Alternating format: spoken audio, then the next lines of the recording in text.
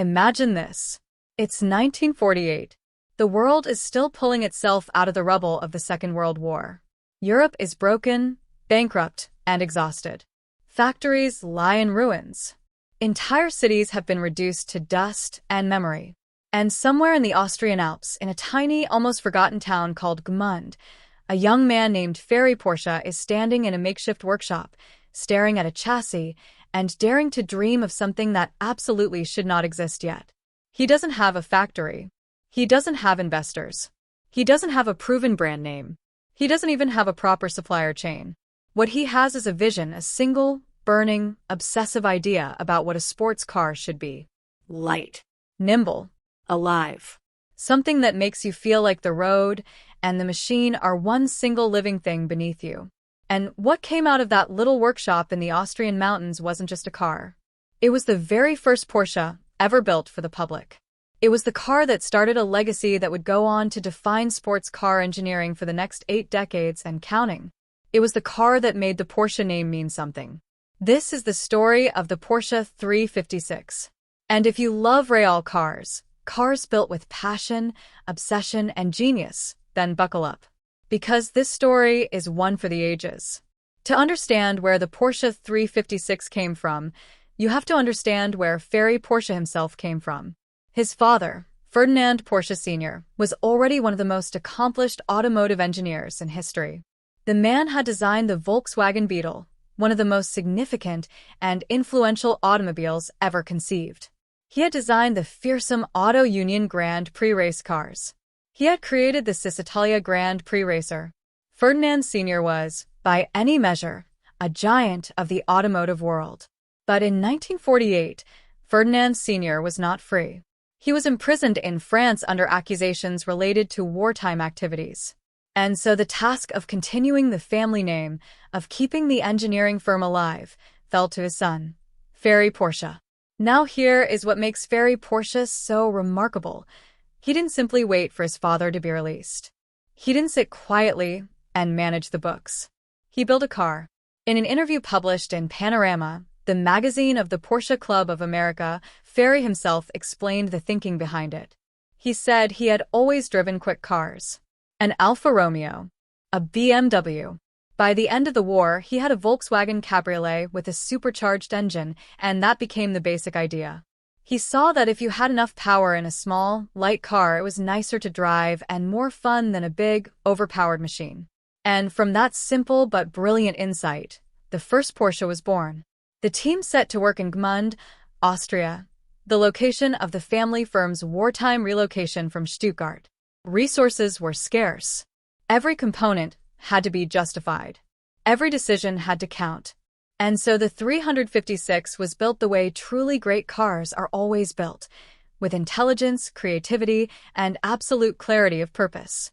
The first prototype, known as the 356 of 1, was completed in 1948. It was a tubular chassis car with a mid-engine layout, meaning the engine was mounted behind the driver, but in front of the rear axle. It was a pure, lightweight, racing-oriented machine that showed exactly what Ferry and his team were capable of. But the production car that followed, the one that would go into customer hands, moved the engine further back, fully behind the rear axle. It was rear-engined, just like the Volkswagen Beetle that had inspired it. And like the Beetle, it used a 4-cylinder, air-cooled engine. Like the Beetle, it used a unitized pan-and-body construction, a single integrated chassis and body structure that saved weight and added rigidity. And initially, many of the mechanical components, including the engine case and some suspension parts, were sourced directly from Volkswagen. Now, before you scoff at that, before you say that the first Porsche was just a modified Beetle, understand something very important. Ferry's team didn't just swap in Volkswagen parts and call it a sports car. They redesigned the cylinder heads. They redesigned the camshaft.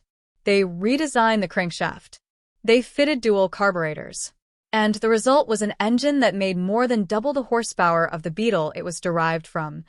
Over 70 horsepower from a little air-cooled flat-4. That is engineering. That is the Porsche way.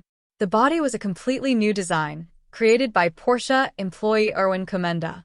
Those flowing, organic, beautifully aerodynamic curves weren't borrowed from anyone. They were Porsche originals, and they were stunning. The early cars built in Gmünd were hand-formed in aluminum, each body panel shaped by craftsmen who were essentially sculptors working in metal. These Gmünd cars, approximately 50 of them, are among the most precious automotive artifacts in the world today. On June 8, 1948, the first production 356 was road certified in Austria. And almost immediately, Ferry Porsche entered it in a race in Innsbruck. It won its class. On its very first outing, the legend had begun. Production in Gmünd was always going to be limited. You can only build so many aluminum-bodied cars by hand in a tiny workshop in the Austrian mountains. And Ferry Porsche had bigger ambitions. So in 1950, the factory relocated to Zuffenhausen, Germany, the town near Stuttgart where the Porsche name would become permanently embedded in automotive culture. At Zuffenhausen, things changed. The hand-formed aluminum bodies gave way to pressed steel bodies, manufactured under contract by a coach builder named Reuter. The cars became more consistent, more refined, more ready for the demands of actual customers rather than racing enthusiasts. Porsche eventually liked Reuter's work so much that in 1963, they bought the company outright. The seat manufacturing division of Reuter was spun off, changed its name, and became, you may want to sit down for this, Recaro. Yes, that Recaro. The company making performance seats for everything from racing cars to premium SUVs traces its direct lineage to the coach builder that bodied the earliest Porsches. The automotive world is full of these hidden connections, and they never get old. Back to the 356. Through the early 1950s, Porsche was quietly but relentlessly improving the car. The engine grew.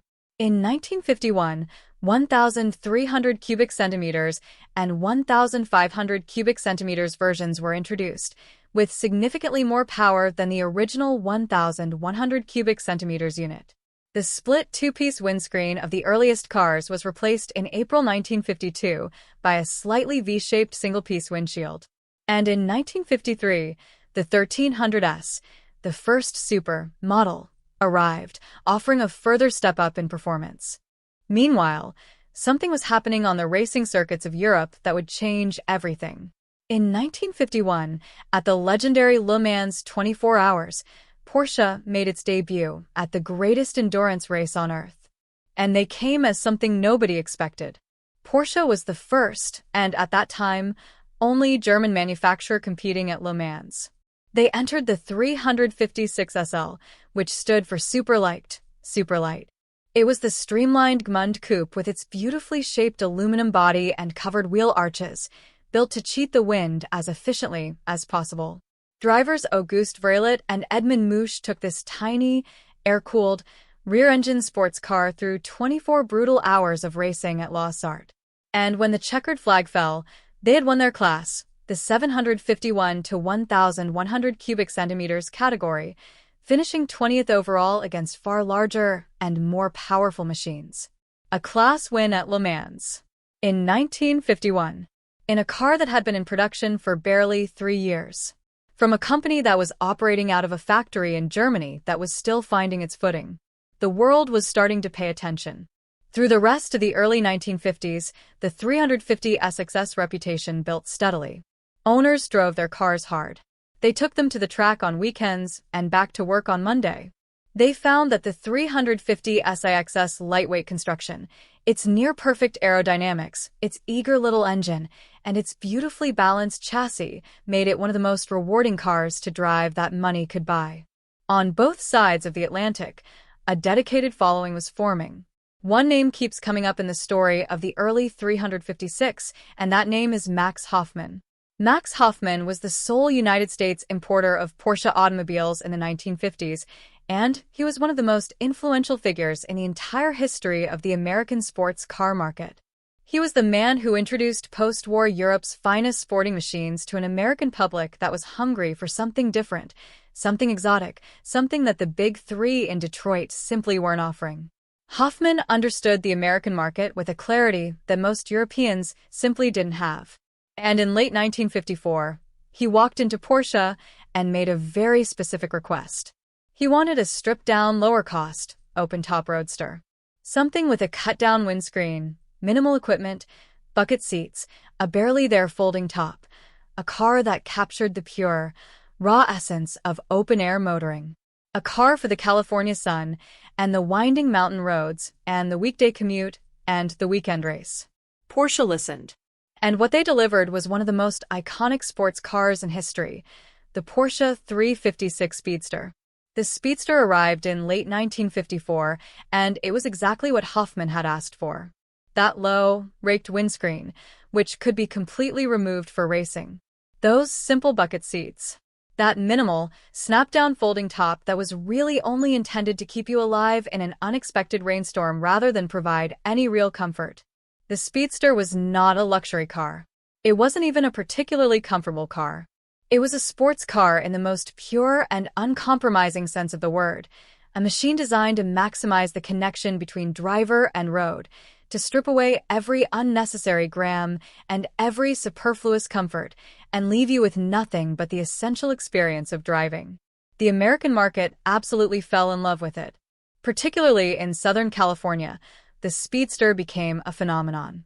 People were racing them at Pebble Beach, Torrey Pines, and Laguna Seca.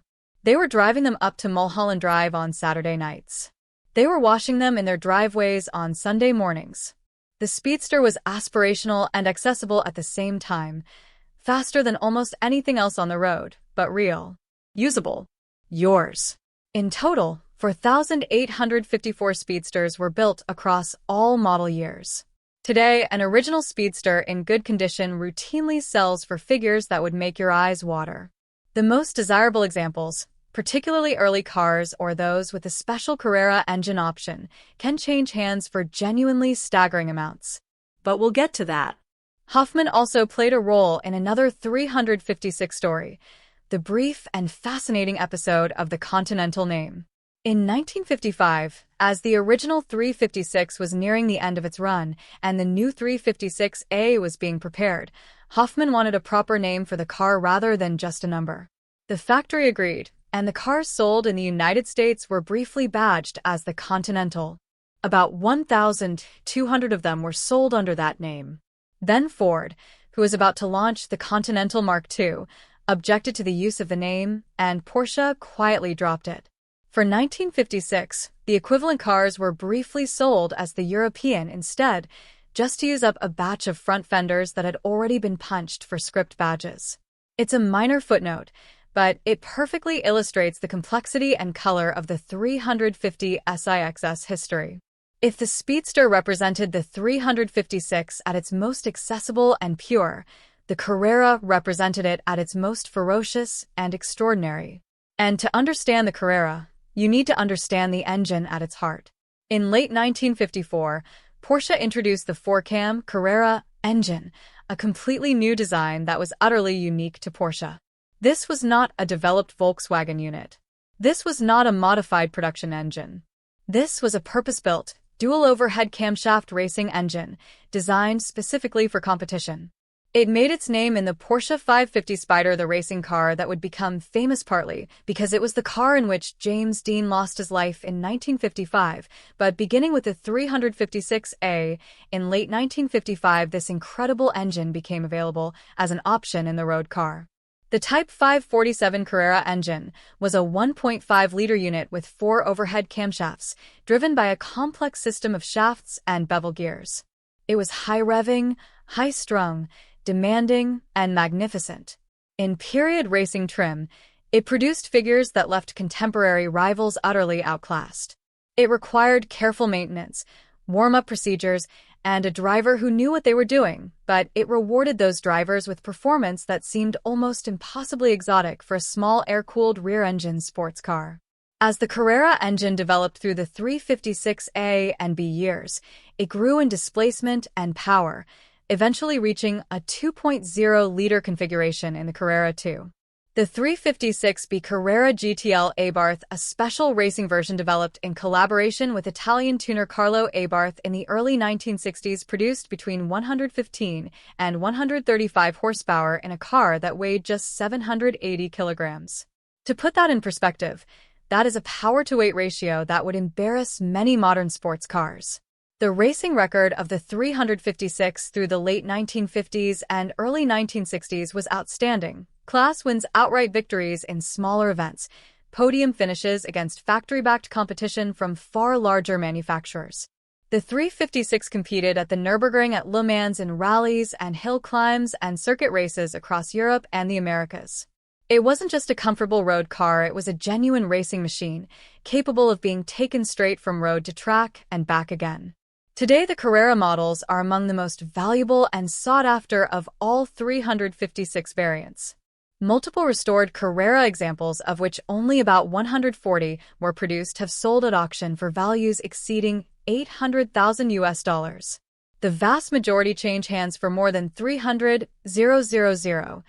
These are not just collector cars, they are rolling pieces of automotive art and engineering history. One of the most beautiful things about the 356 story is the way the car evolved over 17 years of production without ever losing its essential character. The same DNA, rear engine, air-cooled, lightweight, driver-focused, ran through every single variant from the first Gmünd prototype to the very last cabriolet that rolled off the line in 1966. But within that consistent character, the car grew, developed, and refined itself in ways that tell the complete story of Porsche's engineering ambitions in the 1950s and early 1960s. The original 356, what collectors now call the Pré, is the most elemental and the most historically significant. These are the cars with the split windscreen of the very earliest examples, replaced in 1952 by that slightly bent, V-shaped single piece.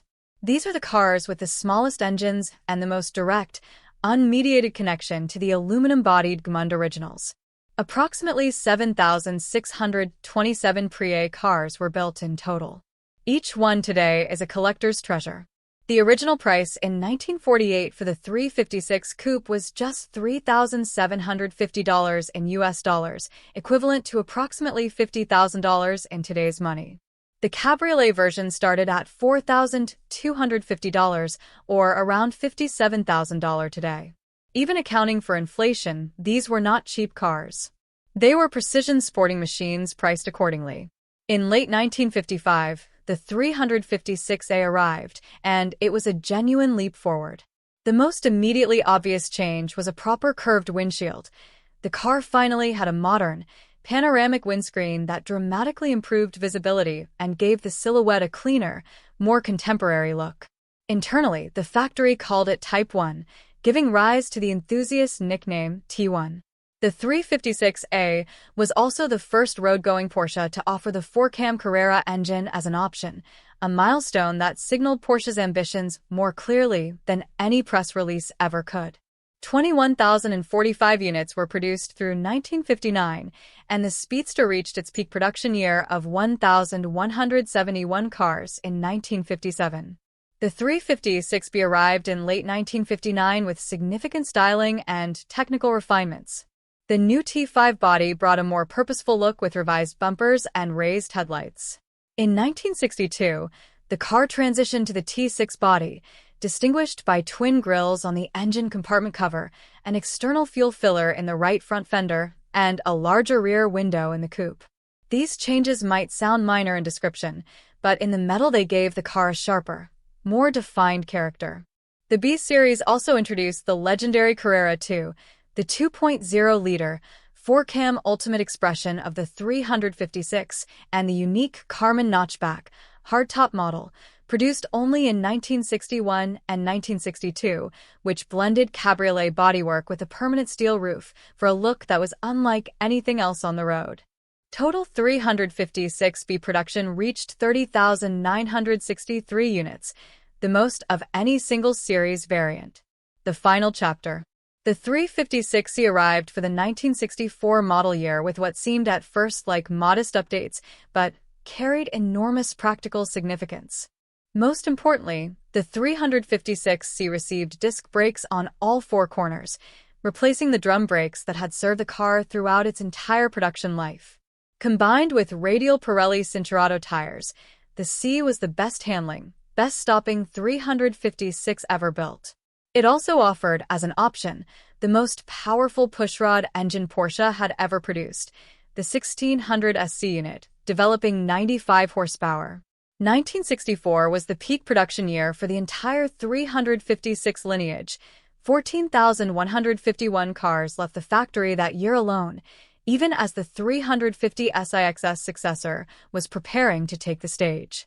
Total 356C production reached 16,678 units before the series finally ended in April 1965, with the very last 10 cars, all cabriolets, assembled in March 1966 for the Dutch Highway Police Force.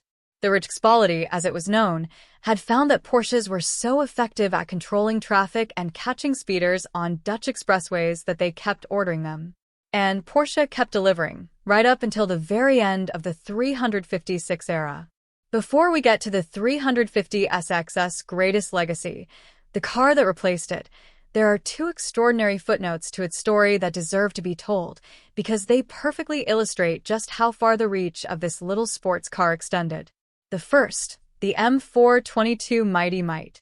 In the early 1950s, the United States Marine Corps was looking for a lightweight, compact utility vehicle, something that could be airlifted, parachuted, and operated in environments where the standard military Jeep was too large or too heavy.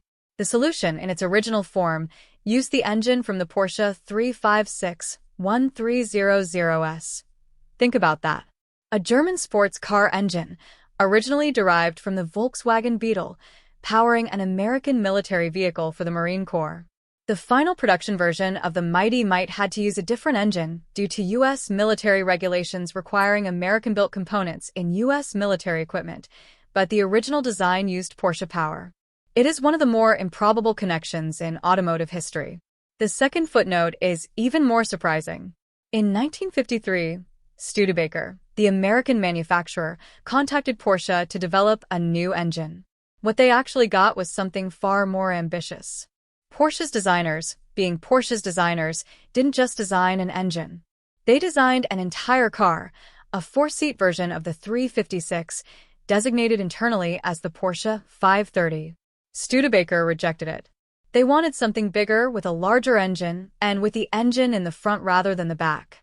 Porsche went back to the drawing board and developed a new prototype called the Porsche 542 or the Studebaker Z87. That project ultimately went nowhere either, but the episode tells you something important about Porsche in the 1950s. They were so confident in what they were building that when asked for an engine, they offered a whole car instead. By the early 1960s, Porsche was receiving over 10,000 orders per year. The 356 had gone from a hand-built curiosity in an Austrian workshop to one of the most desired sports cars in the world. But Ferry Porsche and his team knew that the car had reached the limits of its development potential. The basic architecture, the platform, the body structure, the fundamental packaging had been stretched about as far as it could go. A new car was needed. The decision was made to replace the 356 with the 901, the car we now know as the 911. The 911 was introduced in September 1964 in Europe, and it was a genuinely new car.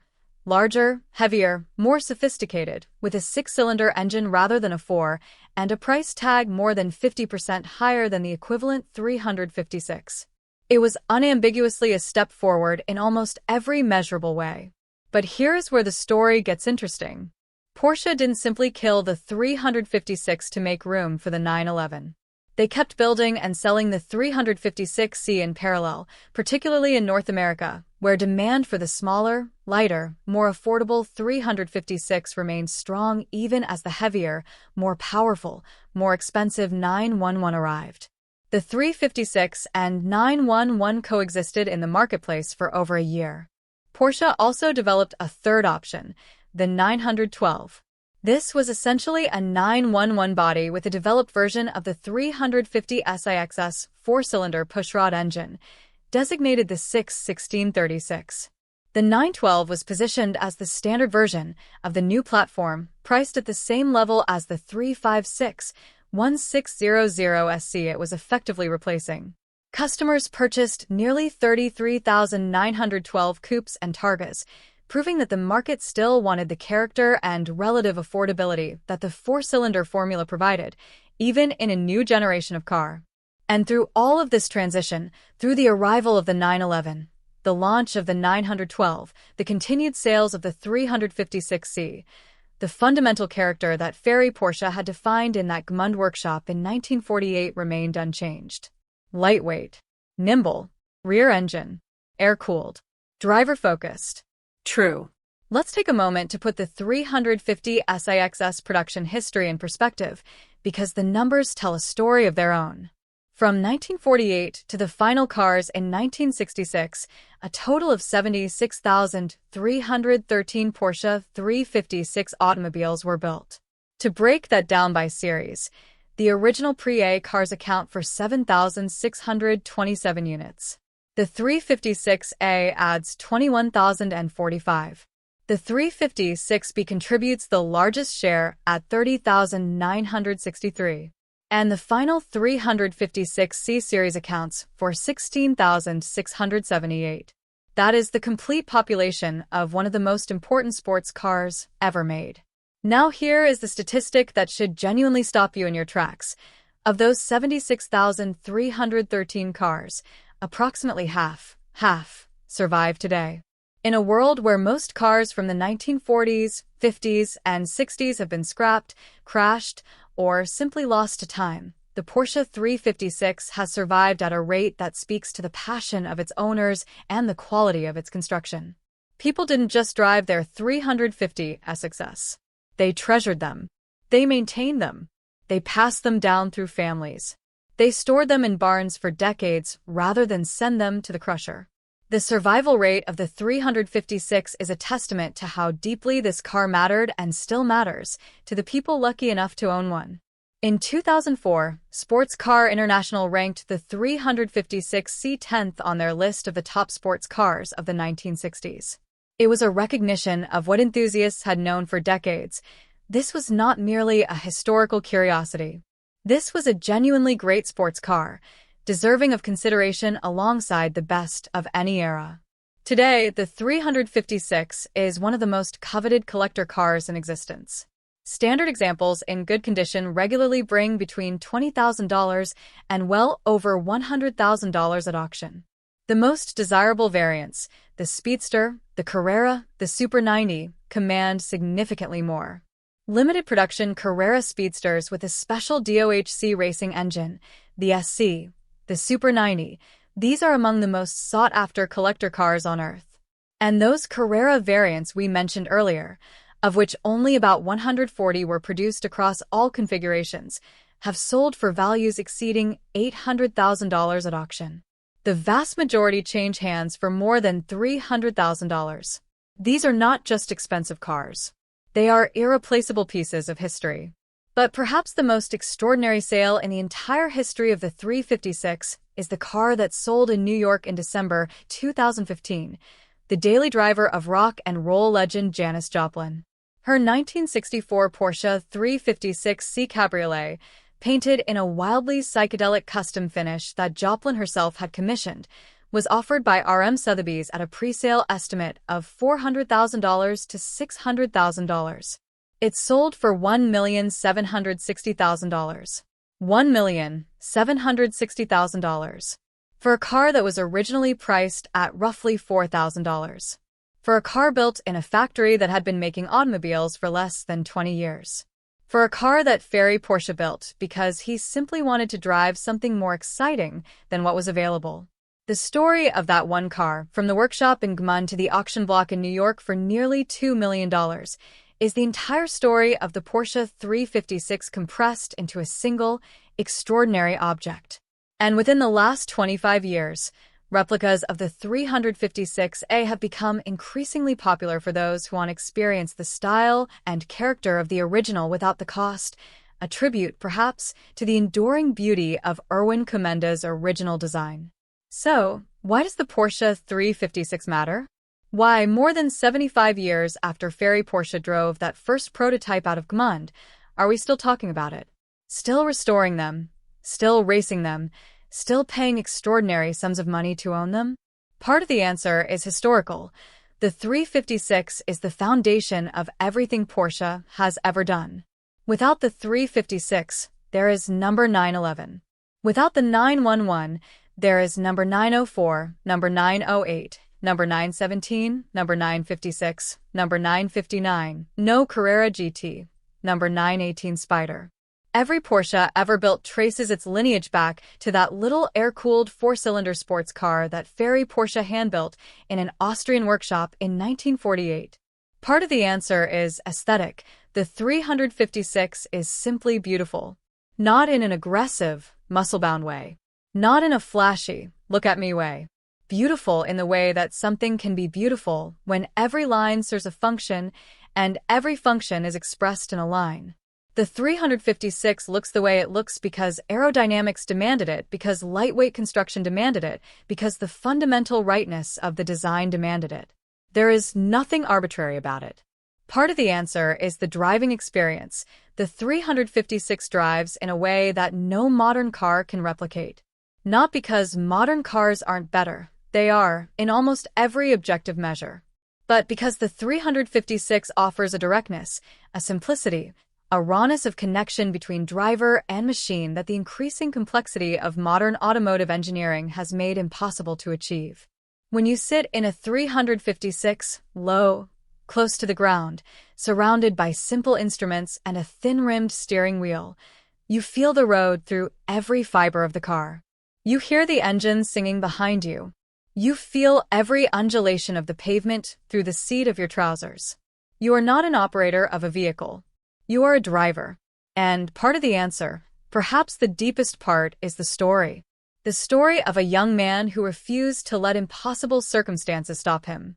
The story of a workshop in the mountains of Austria, where something magnificent was assembled from whatever was available. Influenced the development of future models, most notably the legendary Porsche 911, which would go on to dominate motorsport for decades. The Speedster's DNA, its focus on lightweight construction, agility, and reliability, became core principles for Porsche. And while the Speedster's racing days may be behind it, its legacy lives on through the cars Porsche builds today, and the memories it created for those lucky enough to drive just wanted to build a better, the lighter, Porsche 356 more exciting Speedster car wasn't than just anything the a world stylish had yet sports seen. car. That's the It was a Porsche racing icon. 356. It proved car that started small, it all. lightweight cars The could car that compete with proved and what even Porsche beat larger, was more capable of powerful before rivals. anyone else believed It showed the world car what that, Porsche was capable even today, of, and it even helped in a world establish of the brand electric as one of the motors most and autonomous respected driving names in systems motorsport and history. 300-mile-per-hour Today, the hypercars Speedster sits at the remains a absolute symbol of center purity what it in means to driving, love a the car that automobile. wasn't about the If numbers, you've never but sat about in the one, experience. seek one out. For those who If you've lived never through its heard era, one it's a run, reminder of a find a way time to when hear it. racing was If raw you've never and seen one unfiltered. at full song And on for a those who winding admire road it on a today, bright it's morning proof with a that top down, sometimes put it on your less bucket list. really is more. And do not cross it off So until what do it's you done. think of the 356 Because there is nothing Speedster? else quite like Is it the greatest Porsche ever made, or is it there something never else? has been. Let us know There what you never think in will the be. comment section.